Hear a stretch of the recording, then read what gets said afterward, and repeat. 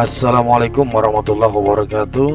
Jumpa lagi dalam channel seputar PPDB SMP tahun pelajaran 2022-2023 di Kota Banjarmasin. Baik, Bapak dan Ibu sekalian,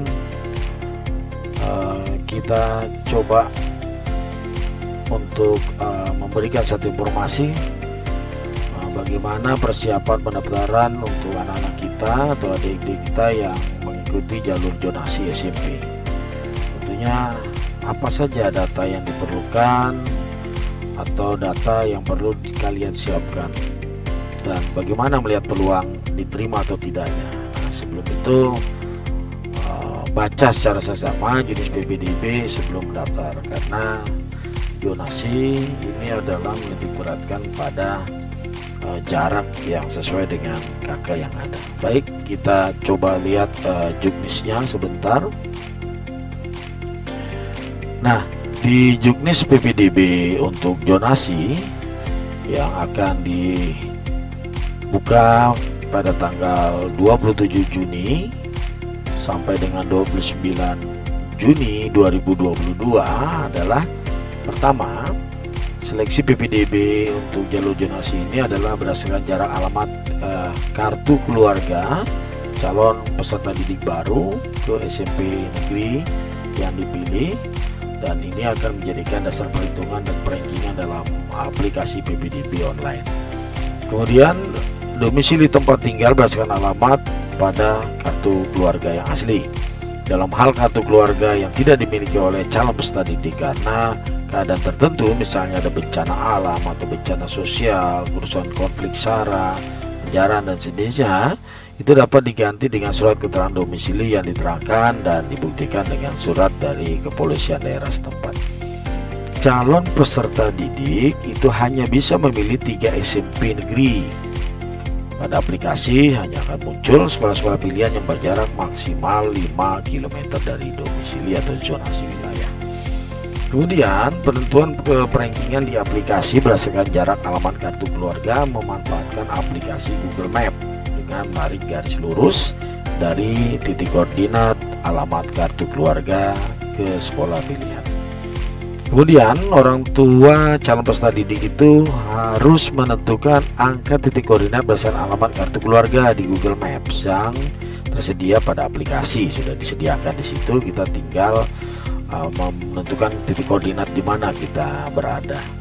Dan itu menjadi tanggung jawab penuh calon pendaftar dengan membuat surat pernyataan yang dibubuhi materi dan tanda tangan. Kemudian, Bapak, Ibu, dan adik-adik, setelah menandatangani surat pernyataan bermaterai itu, nanti hasilnya diupload di foto, bisa berupa JPEG atau PNG atau PDF gitu ya, dengan ukuran paling besar atau maksimal 1 megabit. Nah, kemudian calon yang datanya telah diinput pada sistem itu, yang telah dicetak dalam bukti pendaftaran, itu tidak diperkenankan untuk mencabut berkasnya. Kalau itu dilakukan berarti dia mengundurkan diri dan dinyatakan diskualifikasi. Nah, juga untuk calon peserta didik yang mendaftar wajib membaca juknis tata tertib serta menonton video tutorial pendaftaran terlebih dahulu agar melakukan pendaftarannya lebih nyaman dan tidak mengalami kesulitan.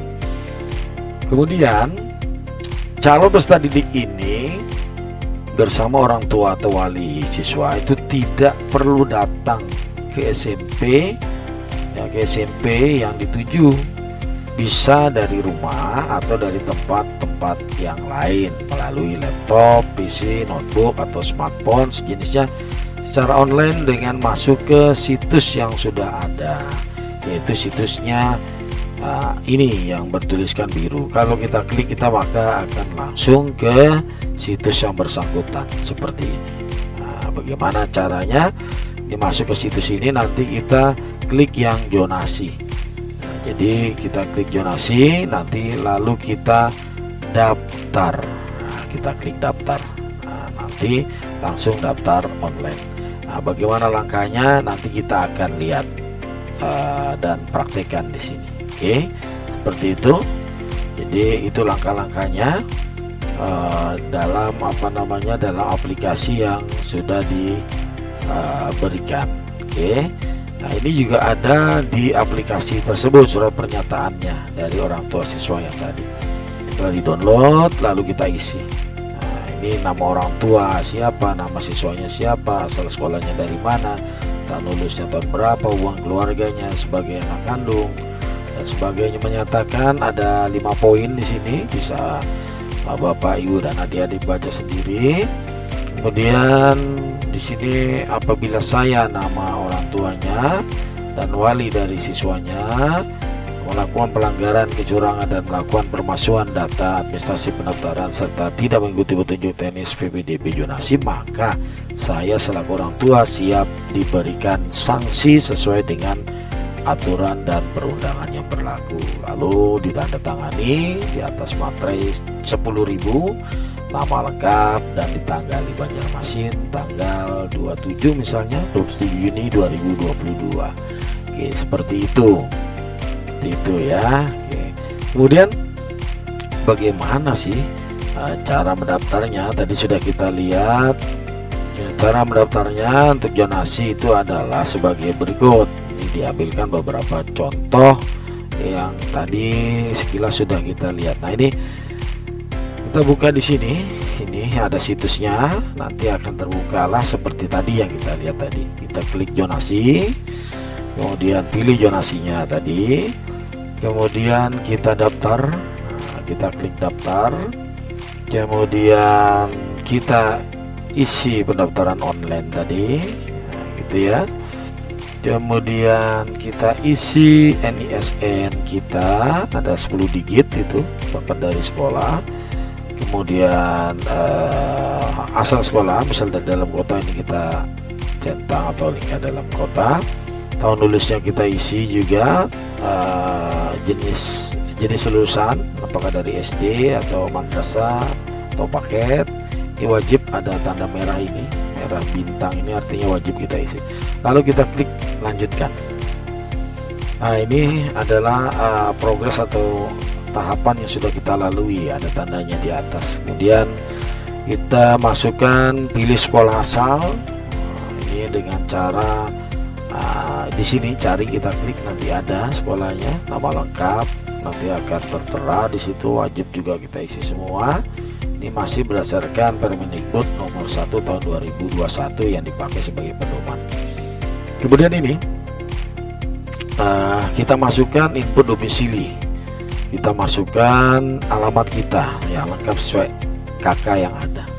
Kemudian nanti akan terlihat di sini, gitu ya. Nah, contoh, misal kita masuk di sini, nah, ini misalnya dari komplek Jalan Pramuka, kompleks satelit misalnya. Di sini ya kita cari.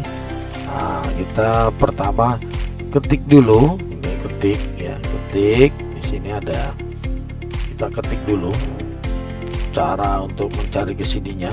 Jadi kita ketik dulu di sini. Nah, di sini misalnya kita ketik di sini Google Map ya, Google Map.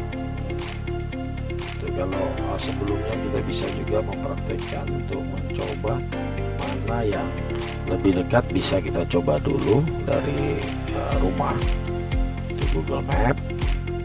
Oke, setelah terbuka Google Map, kita coba cari misalnya sini, misalnya kita sini dari Jalan Pramuka misalnya. Kita harus berhati-hati juga di Banjarmasin ya, karena Pramuka itu juga ada di tempat lain. Kita pertulis di Banjarmasin sesuai KK. Nah, ini misalnya di Gang Delima rumahnya, Gang Delima, terus menuju misalnya SMP Negeri 3, karena SMP Negeri 3 ada di tempat lain, kita tuliskan Banjarmasin. Kalau kita enter, nah ini akan kelihatan.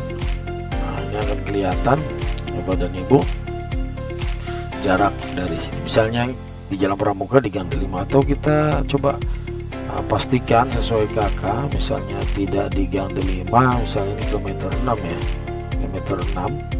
Misalnya kita berada di, misalnya kita berada di sini, bukan di gang delimanya misalnya. Oh, ternyata setelah ini adanya di gang TVRI. Nah, di sini ya. Oke, kita perkecil nih, kita kita masuk ini. Nah, kita kecilkan dengan mengklik ini tanda kurang. Ini bisa kita ukur, misalnya dari sini klik kanan, mouse, ukur jarak, measure distance dari sini. Oke, klik kanan lagi di sini, distance, jarak dari sini. Ini akan kelihatan 3 kilo.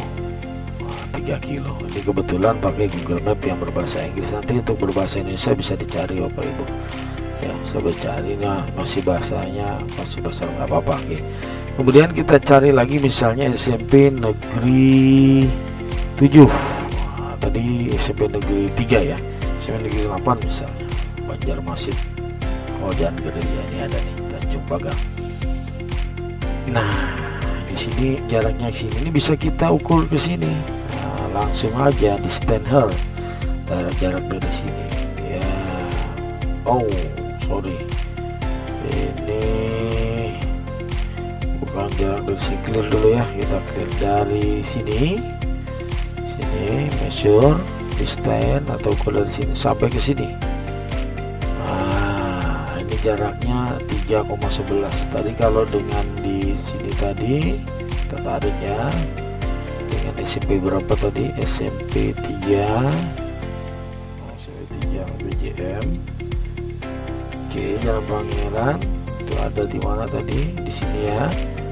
Nah, dari sini tentunya sini gitu ya, bukan dari sininya.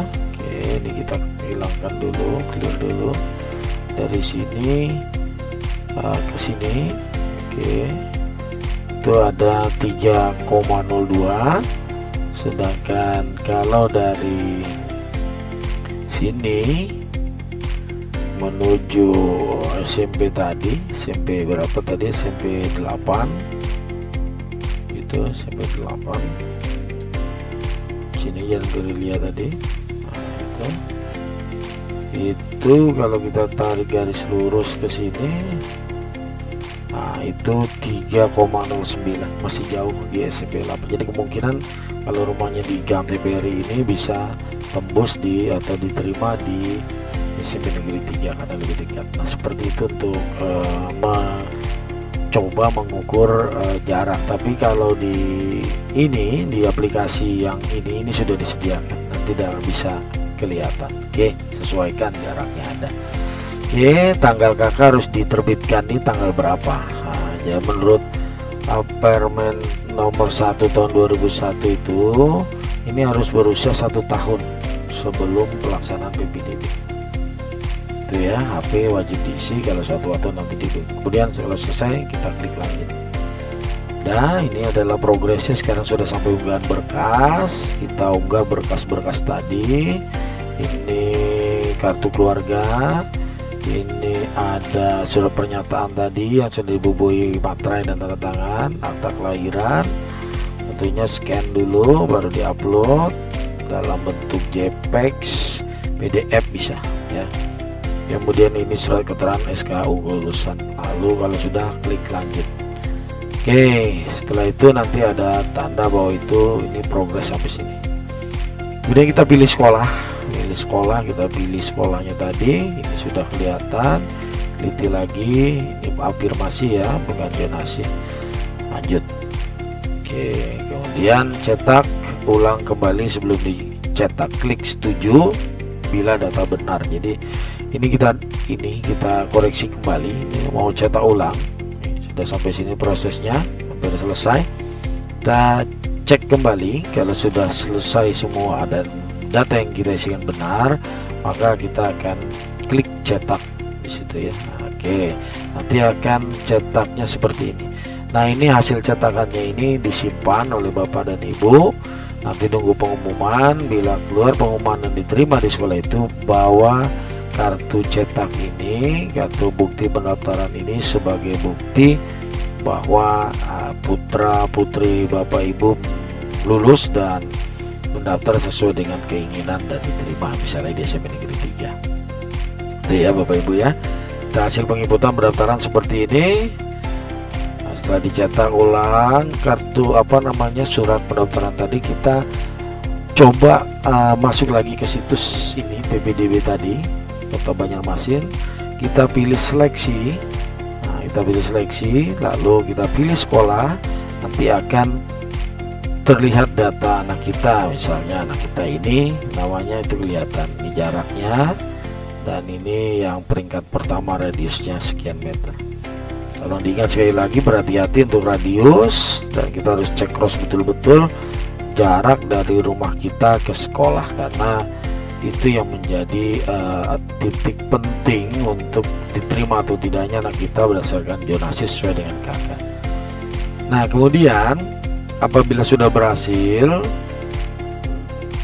dan sudah diverifikasi oleh pihak operator sekolah, maka akan terlihat seperti ini hasilnya.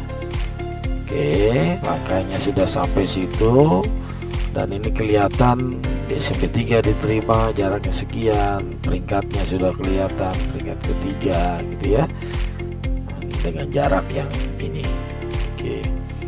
Oke, itu kemudian biodata ditolak itu apa sebabnya? Ada penyebab ditolaknya. Pertama, yang diupload kurang jelas atau tidak bisa dibaca, mungkin hitam, tidak jelas, terkuyak-kuyak gitu ya. Kemudian data kemungkinan juga palsu atau dipertanyakan keasliannya, tidak jelas, banyak tipe dan sebagainya, misalnya diupload telah dipoto seperti itu. Dan alamat domisili tidak sama dengan yang di kartu keluarga, itu bisa tertolak. Begitu ya. Caranya bagaimana untuk ngecek itu? Kita cari lagi di situs itu, di bagian kanan atas, kita masukkan nomor pesertanya. Kita masukkan nomor pesertanya setelah klik pagu tadi ya. Nah, jadi klik cari, masukkan nomor peserta yang ada dan bukti cetak pendaftarannya.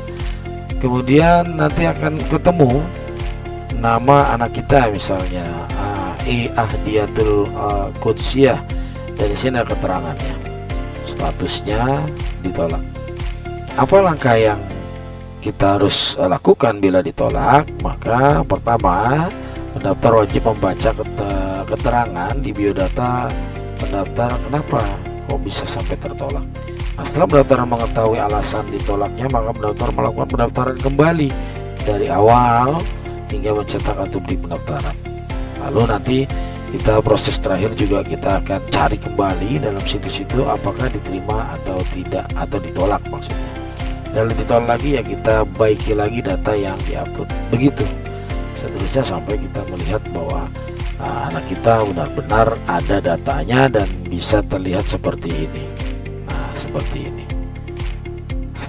ini ya, kelihatan hasilnya dan ada prosesnya, dan ini akhirnya sampai selesai nanti ada progres atau keterangan untuk di aplikasi itu. Demikian kira-kira yang bisa disampaikan. Jadi apa yang perlu disiapkan untuk pendaftaran zonasi tadi, selain NISN itu juga ada KK yang sudah di-scan, kemudian surat pernyataan dari orang tua, kemudian SKHU ya, yang asli. Nah, itu diupload dan dengan ukuran maksimal 1 MB dalam bentuk PDF, foto atau JPEG ya. Jadi itu seperti itu. Oke, baik, itu kira-kira yang bisa disampaikan, dan terima kasih sudah menonton video ini. Semoga adik-adik semua bisa diterima di sekolah yang diidam-idamkan, dan mudah-mudahan anak-anak kita bisa melanjutkan ke jenjang yang lebih tinggi. Mohon maaf jika ada ketidakjelasan dalam penjelasan ini dan ada kata-kata yang tidak bisa dipahami. Mudah-mudahan lancar semuanya dalam pendaftaran zonasi yang akan diselenggarakan pada tanggal 27 sampai dengan 29 Juni 2022. 2022. Demikian diakhiri. Assalamualaikum warahmatullahi wabarakatuh.